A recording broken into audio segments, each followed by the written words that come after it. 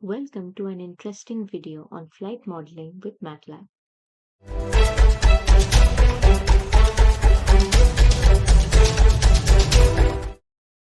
Aircrafts are vehicles designed to fly through the air. They are able to fly due to four main physical principles: weight, lift, thrust, and drag. By balancing the forces of weight, lift, thrust, and drag, an aircraft can fly through the air and remain in stable flight.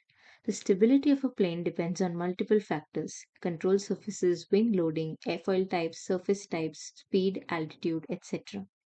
With the use of a MATLAB-oriented software called Tornado, we will see how we can model the aircraft right from scratch. For applications in conceptual aircraft design or in aviation education, Tornado is a vortex lattice method for linear aerodynamic wing design. Tornado is able to solve for the majority of aerodynamic derivatives for a variety of aircraft geometries by modeling all lift surfaces as thin plates. It provides the user with instant feedback on design modifications thanks to its extremely fast computation speed, enabling the early availability of quantitative knowledge. We begin modeling by defining the wing structure and type. As you can see here, we define the wing's parameter of span and semi-span. We decide and append the angle to the wing if needed, and how many panels the wing will be divided for correct analysis. The dihedral refers to the angle between the wing panels, and the chord refers to the line connecting the leading and trailing edge of the airfoil, which is the wing cross section. It provides the user instant feedback on designs. The vortex lattice method is a numerical technique used in aerospace engineering to model the aerodynamic behavior of lifting surfaces such as wings.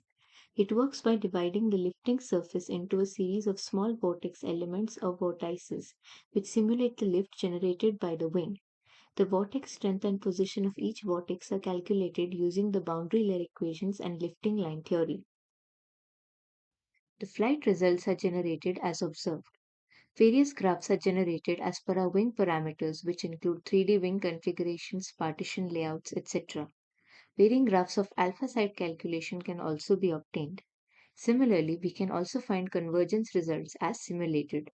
The input files and similar files can also be obtained based on the path given by MATLAB, where we can observe net simulation results.